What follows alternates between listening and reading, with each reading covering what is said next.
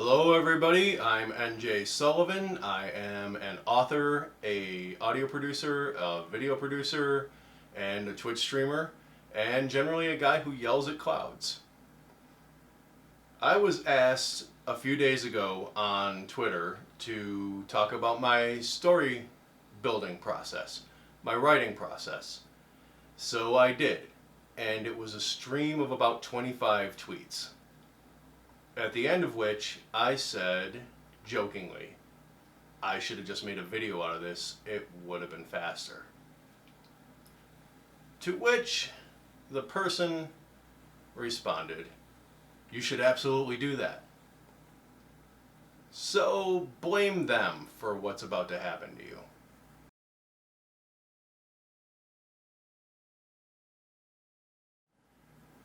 There are two main ways people write stories.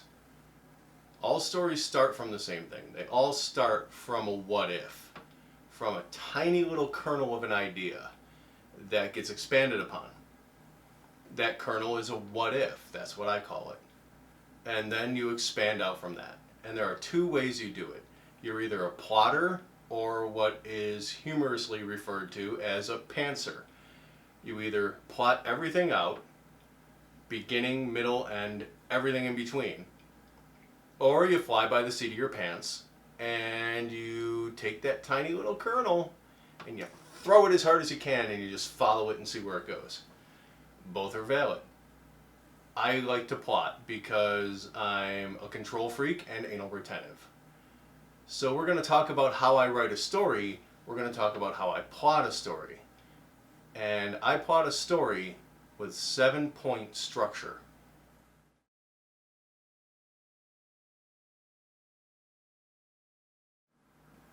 Everybody who's taken a middle school or high school English class knows 3-act story structure. You have your beginning, your climax, and your resolution.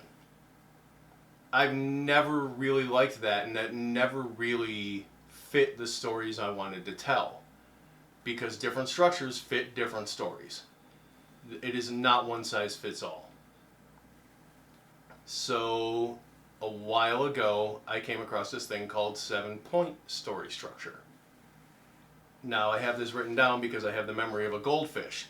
The 7 points are the hook, plot turn 1, pinch point 1, the midpoint, pinch point 2, plot turn 2, and the resolution.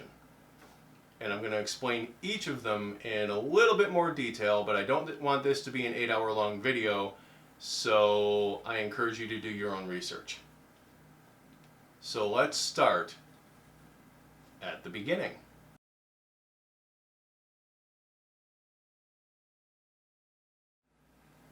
Being that 7-point story structure is a character-based story structure, the hook, where you start, is who your character is at the beginning of their arc. You're going to be hearing that a lot. It's the beginning of the arc. Who they are at the beginning of the story. That's all it is. You figure out who they are, you figure out everything that you need to know about their life at the beginning of the story. And that is your hook.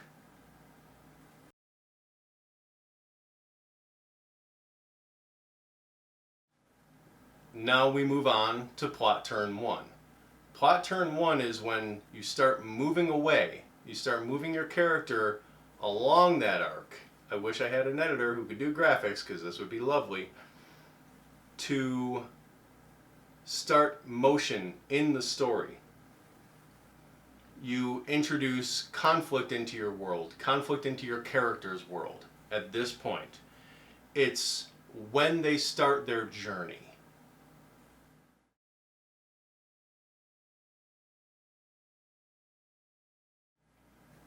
Then you move to pinch point 1.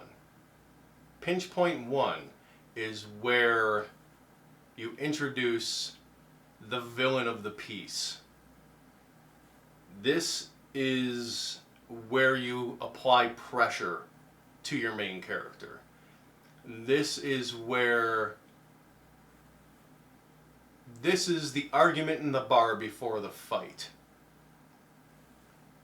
To use, unfortunately, an analogy that I'm all too familiar with. This is where you start putting pressure on your main character. And then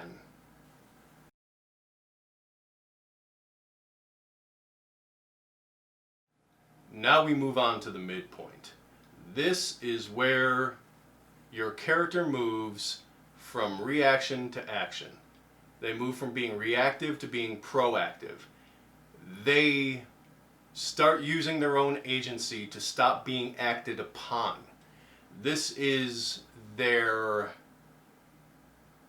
hero moment. This is when they decide to do what needs to be done.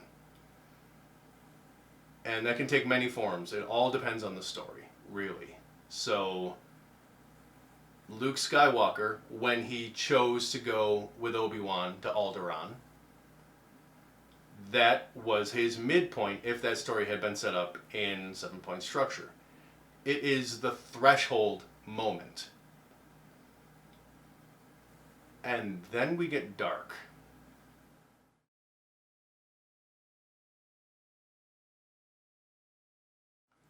Now we move on to pinch point 2.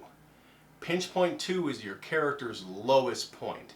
This is rock bottom. They've been beaten. They've been knocked down in the third round. You know, the fire they were trying to start to keep themselves warm in the wilderness has gone out. This is when shit got bad. This is that moment. This is your character's lowest point. This is the part that most writers I know love writing the best, because in our hearts we are all terrible villains who love to create characters that we love and that we care for and that our readers love and care for, and then we just love to twist the knife in them as hard as we can. And this is when you do it. And this is that point in the story.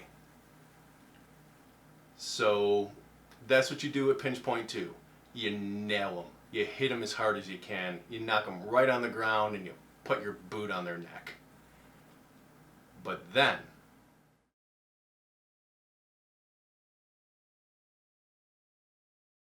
we move on to plot point 2. Plot point 2 is when authors redeem themselves for being complete assholes in pinch point 2. This is when the hero finds the thing they need to win, to complete the task, to survive, to do whatever it is they need. Whether it's you got hot rock, or it's, being able to trust the Force, using Luke Skywalker again. Whatever it happens to be, this is the point when they find that thing. Which leads us into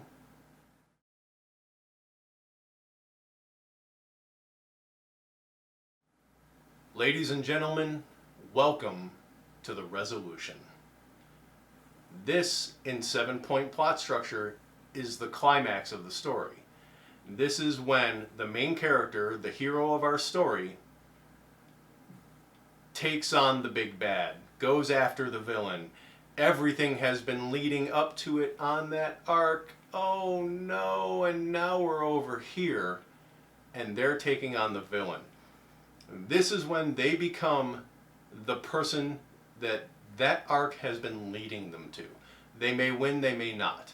But this is the resolution of that arc and of the villain's arc. If your villain has an arc in your story, which they should, this is when that all happens. And now comes the fun part, because you don't write them in that order.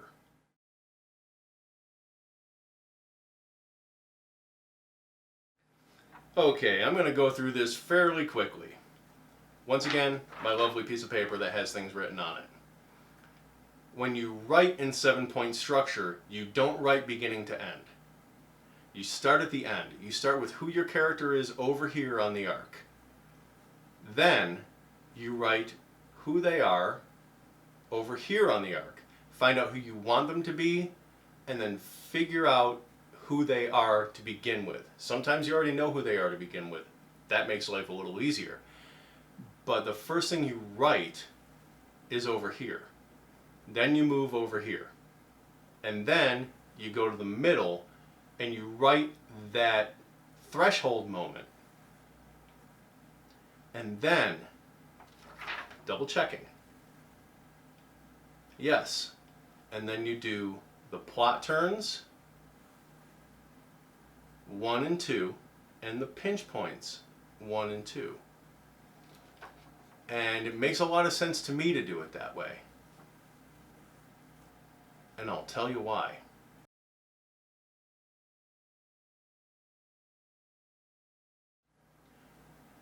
Writing that way, I use 4x5 note cards to write everything.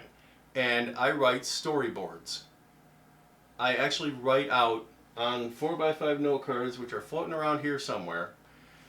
I write out each scene. I go scene by scene by scene by scene by scene by scene. I write out everything as a short synopsis of what's going to happen in that scene. I write the end scene. I write the beginning scene. I write the midpoint scene. And then I stick to the list. Stick to the list. Order of operations here, folks. Then I write plot turn 1, plot turn 2, pinch point 1, and pinch point 2. It allows me to have it there and be able to go, well, okay, I need to go from here, here, to here. What do I need to do to get there? I'm putting together a puzzle. And then, I can throw this away now, and then I write everything else. I write scenes where I introduce secondary and tertiary characters. I write scenes that include information not pertinent to this story, but maybe pertinent to the next story in the series if I'm writing a series. I write transitions between scenes. I write scenes that are just world building, just description, just dialogue, scenes that are just action, scenes that are a mixture of all three or 2 out of the 3. And I write them all on note cards, and I have a desk I've built that is the exact size I need for this. I lay them all out, and I look at them, and I know beginning, middle, and end. I have my beginning, middle, and end. And then I have my pinch points and my turns, and those all have to stay relative to each other. Everything else can move around, and I can see it, and it's in front of me. And that's really my first draft. That's me writing my first draft. And this is just my process, by the way. This isn't for everyone. This is how I've learned to work with the way my brain works. So I write out all of these note cards for a 12,000 word story. I can average around 250 note cards, each an individual scene. And it allows me to move them around, and then when I go to sit down and write, I have the story locked in, and I can focus on the language and the tone, and I'm not trying to figure out how to move the plot forward. I've already decided that. I am just deciding how I want it to sound, the effect I want it to have on my reader, the style I'm using in it. I can refine now that I'm actually writing the story. And everything else has already been decided. Also, it makes it very easy for me because I use a lot of voice to text when I write, because I have damaged my hands over the years and typing for any extended length of time is difficult for me. I can walk around with a little lavalier mic on my collar and a stack of note cards, lavalier plugged into my phone, and write while I ride my bike. So for me, this system works really, really well. It might not work for everybody, but it works for me. And I hope you've all enjoyed listening to me babble about how I write stories. And if there's anything else you want me to cover, let me know.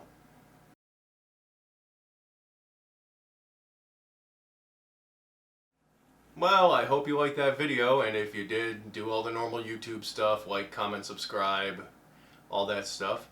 Also, there's a couple links down below. There's obviously my social media links. You can follow me on social media. And I have a link to where you can buy my books and a link to my Patreon, where you can get great rewards like early access to audiobooks. You can get exclusive live readings, exclusive audio stories, and you can chat with me more. There's a ton of stuff in there. I can't even remember all of it off the top of my head. But if you like what I'm doing and you want to support what I'm doing, consider clicking that link and going to Patreon and becoming a patron. I absolutely depend on the support of my audience. So consider, if you like what I'm doing, consider supporting me that way. I'm not monetizing these videos, so that's the only way I'm going to make money off them. So thank you very much for watching, and I will be back with another one soon. See you later.